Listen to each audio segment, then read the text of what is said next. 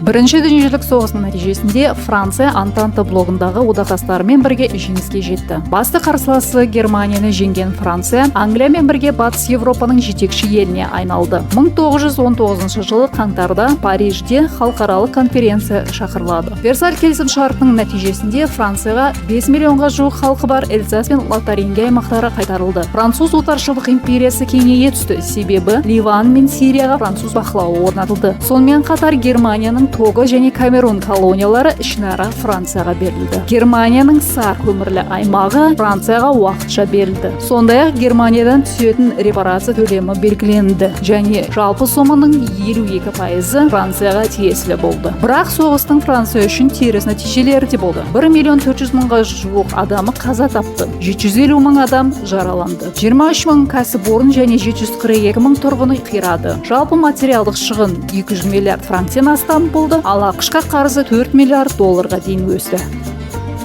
Осы кезеңде Францияда халықтың тұрмыс жағдайын жақсартуды және елді қалпына келтіруді талап еткен жаппай наразылықтар мен ереуілдер көп болды. Жұмысшы қозғалысының қысымымен Клемансо үкіметі еңбек туралы бірқатар заңдар қабылдады. Соның ішінде 8 сағаттық жұмыс күні туралы және кәсіподақтардың кәсіпкерлермен ұжымдық шарт жасасу құқығы туралы заң қабылданды. 1919 жылы қарашада соғыстан кейін алғаш рет парламент сайлауы өткізілді. Сайлауға дейін барлық оңшы партиялар ұлттық блокқа бірікті. Ұлттық блокқа қарсы социалистік партия мен радикалдардың бір бөлігі болды. Сайлауда ұлттық блок жеңіске жетті және ұлттық блок 1919-24 жылдар аралығында басқарды. Ұлттық блоктың өз ішінде қайшылықтары көп болды. Сондықтан үкімет жиі ауысып отырды. Қиын жағдайды одан сайын ушықтырған елдегі дағдарыс болды. Кейін үкімет басына келген Александр Миллиаран жұмысшы және революция қозғалысын басу үшін қатаң саясат жүргізеді. Ол ереуілге шыққан 20.000 теміржолшыларды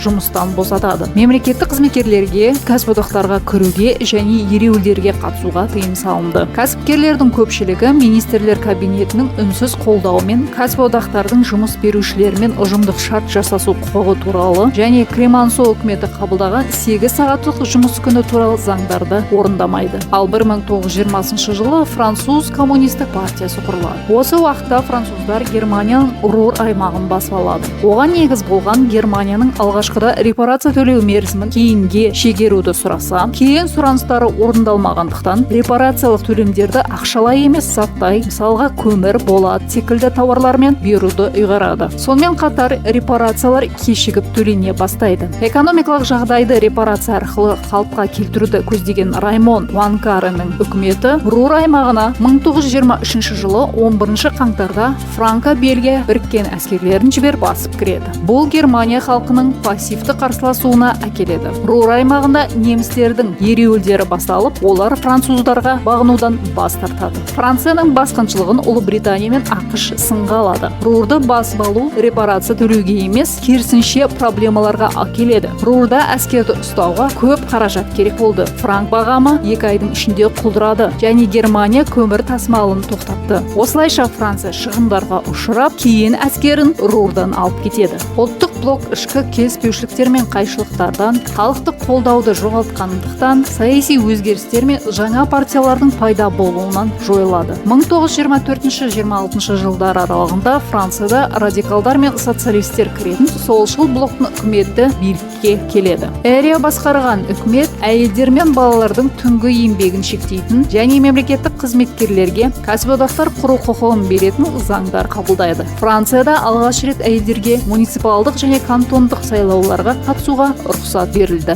1926 жылы шілдеде парламенттегі күрделі келіссөздерден кейін ұлттық бірлік деп аталатын оңшыл жаңа үкіметтік коалиция құрылды. Бұл коалиция 1932 жылға дейін басқарады. Осы кезеңде Франциядағы экономикалық жағдай тұрақтала бастайды. Оған негізгі себеп Германиядан репарациялық төлемдердің түсуі, Эльзас және Лотарингияның Францияның экономикалық инфрақұрылымына біріктірілуі, соғыстан кейін қираған кәсіпорындарды қалпына келтіру және Сар көмір бассейнінің қолдануы. Осының барлығы металлургия, машина жасау, авиақұрылыс, радиотехника салаларының дамуына және кәсіпорындарда конвейерлік өндірістің енгізуіне әкеледі. 1926 жылы Францияда бірінші рет жұмыссыздарға жәрдемақылар енгізіледі. Ұлттық бірлік үкіметі 1926 жылы Ұлттар лигасына мүше болған Германияға қатысты бейбіт саясат жүргізуге ұмтылды. Франция репарацияны қысқартуға келісті және 1930 жылы Рейннің сол жағалауынан әскерлерін шығарды. 1930 жылдары Францияда саяси дағдарыс орын алады. Оған негізгі себеп әлемдік экономикалық дағдарыс. Экономикалық мәселені шеше алмаған үкімет бірнеше рет ауысып отырады.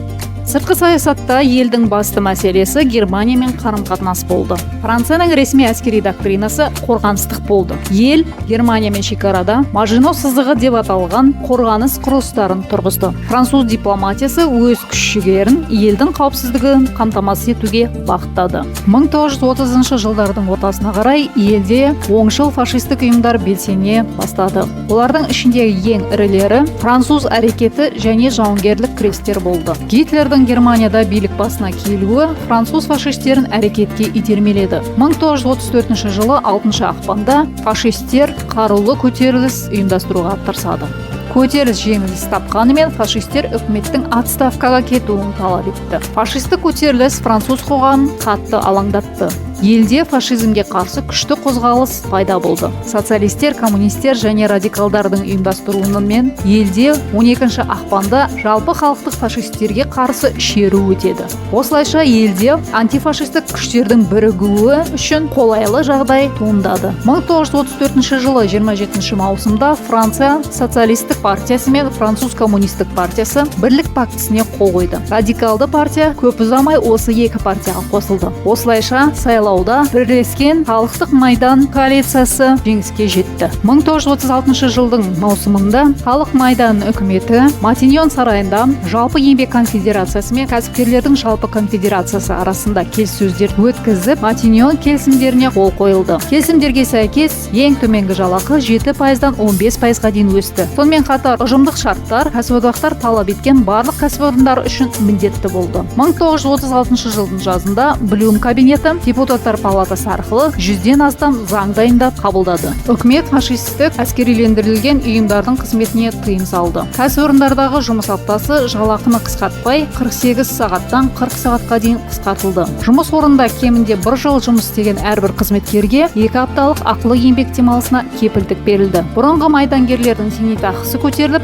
жұмыссыздарға қоғамдық жұмыстар ұйымдастырылды. Екінші дүниежүзілік соғыс қарсаңында Франция 1938 жылы Мюнхен келісіміне қол қойды. 1939 жылы сәтсіз Мәскеу келіссөздеріне қатысып, Молотов-Риббентроп пактісін айыптады. Көп ұзамай халық майданының ішінде келіспеушіліктер туындады. Себебі ішкі сыртқы саясат мәселелерінде ортақ пікірге келе алмаған, бюджет тапшылығын жоя алмаған үкімет сынға ұшырады. 1938 жылы Блюм үкіметі отставкаға кетіп, орнына радикалдардан Даладье келеді. 1938 жылы қарашада Даладье үкіметінің декреттері мен кейбір әлеуметтік кепілдіктер жойылды. Атап айтқанда 40 сағаттық жұмыс аптасы жойылып, тікелей және жанама салықтар көбейтілді.